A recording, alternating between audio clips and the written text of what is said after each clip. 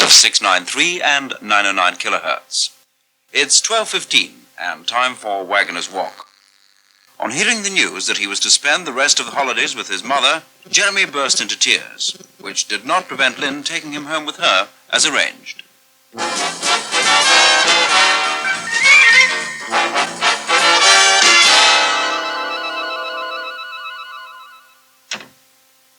He's fast asleep. Well, of course he is. I don't know what you're worrying about.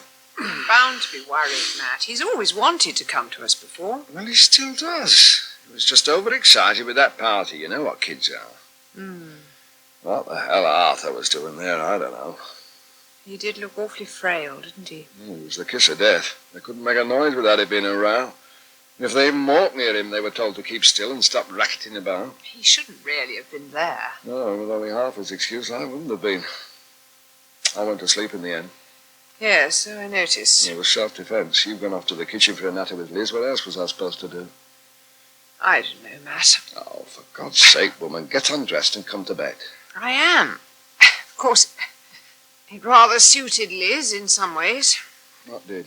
Jeremy.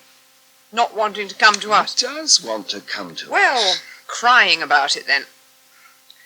I think she and Peter have been getting a bit fed up with the way he's usually nagging to come round here. Yeah, Peter may have been, but I wouldn't have thought Liz had. I mean, it's one less underfoot, isn't it? And it's not her kid. That isn't the point. Look, I don't know what you're going on about. Will you hurry up and come to bed? I'm being as quick as I can. Just got to take my face off. Oh, God, that's another half a flaming hour. At least I got to the bottom of it in the end. What? Why Jeremy burst into tears. I managed to get it out of him when I was saying goodnight to him. Oh. Yes. He hadn't been allowed to have Mr Tulley to the party. Who the hell is Mr Tulley? You know, the boatman. The one who produced the pullover the day that Jeremy fell in the canal. They're always talking about it. Oh, yeah.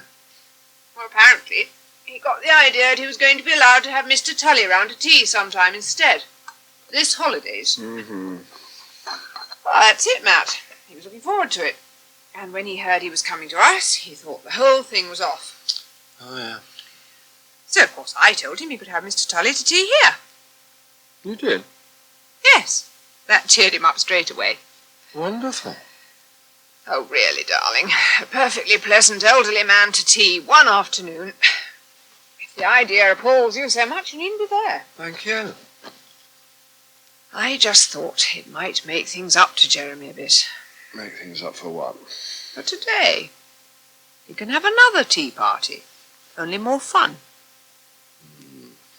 You wouldn't by any chance be competing, would you? I'm down first. Thank goodness somebody is. Any orange juice? What's that on the table, Sue?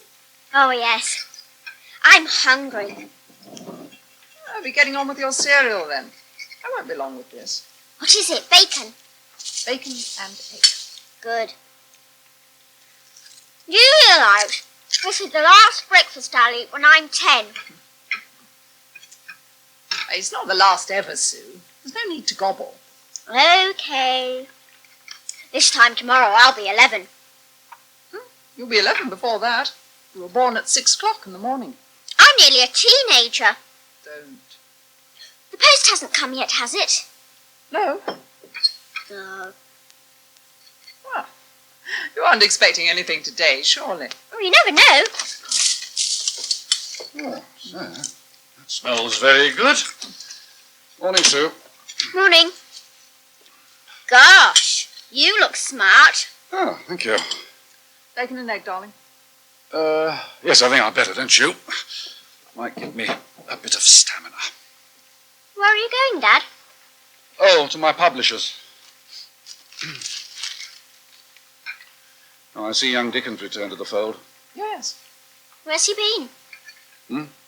Oh, he was away for a night. He's obviously back in residence now. Just bumped into him collecting the post. The post? Was there anything for me? No. I bet there was. Really? I can always tell when you're lying, Dad. I bet you're keeping it till tomorrow. Ah, well, you'll just have to wait and see, won't you? What time's your appointment, darling?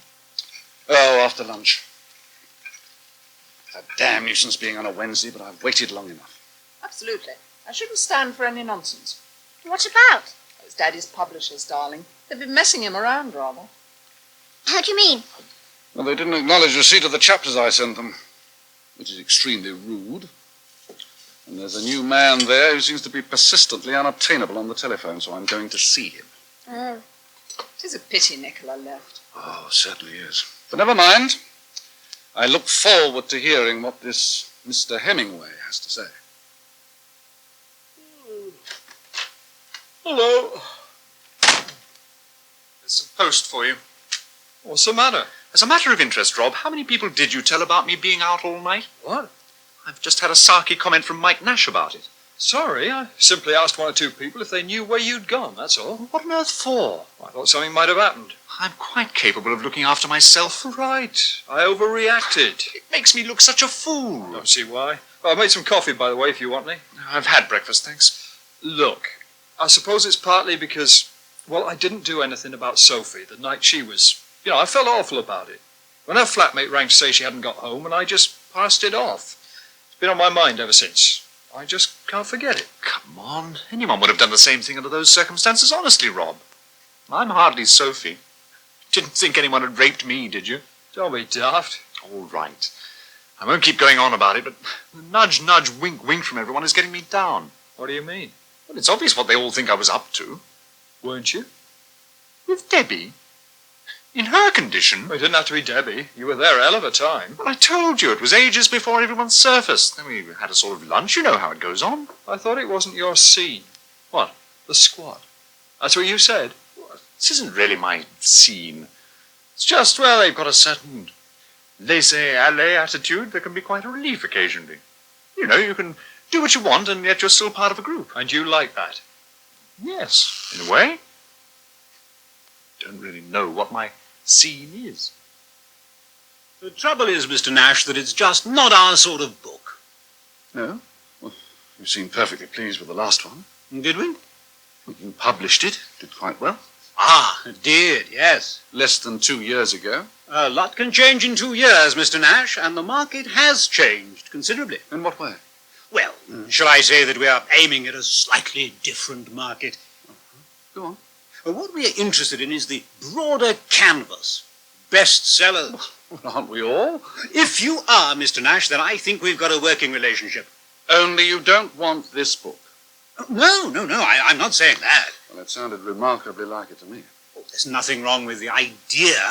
You've got a good story. Yes, it's based on truth. What worries me is the treatment. Your first chapter, for instance. It's slow. It's slow, isn't it? I was trying to set the atmosphere. Life was slower then. More claustrophobic, more boring in some ways. Yes, but we don't want to bore the reader, do we? No. I mean, we have to wait till the last line of the chapter before she decides to go to bed with him. Well, yes.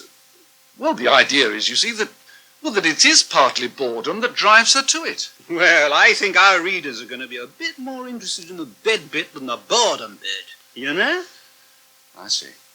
And I think you could get a lot more punch into the actual strangling. More squeeze, you mean? Another thing that worries me is that you've got to wait from the third chapter till practically the end of the book before we get a second death. Now, according to your synopsis. That's right. Too long. A bestseller's going to need a lot more zip than that. You can reduce these things to a formula. In fact, I have. What do you mean? Just a minute. Hello? Mr. Dubovsky on the line for you, Mr. Hemingway. Can you ask him to hang on a minute? I'm nearly through here. Sorry about that. Yes, I don't know if you'd be interested, Mr. Nash, but I've been doing a certain amount of research on the subject of bestsellers, in conjunction with our publishers' readers. We've analysed the last 15 to hit the bookstores, and we've come up with a format. Format? Yeah. Practically foolproof, I'd say. I've got a copy here, if you'd like to take it away with you. You're a writer, Mr. Nash. You have a real turn of phrase. You just need a bit more zing. And I think you'd find this very interesting reading. Cranberry pudding. You've got some new sweets on the menu here, Rob. Oh, yeah. They're hot, so they can't go on the sweet trolley. I had to put them on the menu. I'm trying to push them. I wonder why. Coffee and chestnut souffle. It couldn't by any chance be something to do with what we got left over from Christmas, could it? There's enough chestnut puree to sink a ship. We didn't use half of it for the stuffing, so I'm sweetening it and using it up in as many puds as I can. Good for you. Well, if you've got any more ideas, you might let me know. Right. You're not leaving, are you? I've got to, I'm afraid, Rob. You only just arrived. I was only looking in, really, to see how everything was going. I want to get back to give Jeremy his supper. Oh, yeah, of course. You've got Jeremy with you. I'm afraid I just left him watching television with Matt. You can't think of anything he might like to do, can you, Rob? How do you mean? Well, any outings we could take him on. I'd like to give him a really super holiday for the rest of the time that's left. But what about one of the Christmas shows? There's quite a few good ones.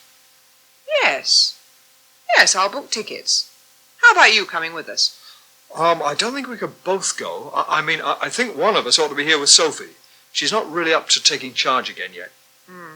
When did she get back? Turned up lunchtime. I sent her home after that, told her to have the evening off. I hope that was all right. Yes, of course. Well, I might persuade Bill to take a turn one of these days, just so that we can go to a matinee. Jeremy would love it if you came along too. Well, if you can fix it. I'll always take him swimming any morning, you know. Ask him how he feels about that. Oh, I don't need to. He'd jump at it. Mike? Yes? Oh, that was a very loud slam. Oh, Nearly made me jump out of my skin. sorry. How did it go? All right. Forget I asked. I'm wondering whether to take the book away from them, that's all. Darling, that's not a very good idea, is it? Well, it won't be a very good book if I don't. What do you mean? Oh, he wants it all written differently. Jazzed up, lots of sex and violence. Oh, you know the sort of thing. Who is this he? Not Mr. Hemingway. Andrew Hemingway, no other. Mike. He's brash. He thinks he knows it all and about as tactful as a herd of elephants. What about going to somebody higher up? One of the directors. I don't know any of them. That's probably where he's getting his directives from anyway.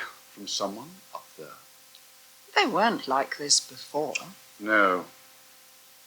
But one thing I do know is that it's no good leaving a book with a publisher who isn't really keen about it. Because he's just not going to bother. Oh, dear. I am sorry. Oh, well, never mind. How's the day gone for you, darling? Not much better, except that it's not quite as important. I had no luck at all with Sue's present. She wanted a particular record, which they haven't got. So it's just going to be a record token. Unless I ask Tony to chase it up. The Nash family hasn't done so well, taken all round. Oh, let's have a sherry. Good idea. I'll just draw the curtains. Oh, we've only got dry left. Is that okay? Yeah, that'll do for me. Right. Good Lord. You should see the car that's coming up the street. I think I'll have a scotch. It's one of those enormous American things. 6 miles long and bright green. It's stopping. Oh, well, maybe it's an oil sheik come to buy the news. It's stopping outside here, Mike. Well, number one is not for sale. How odd. Mike! What is it? It's Sonia!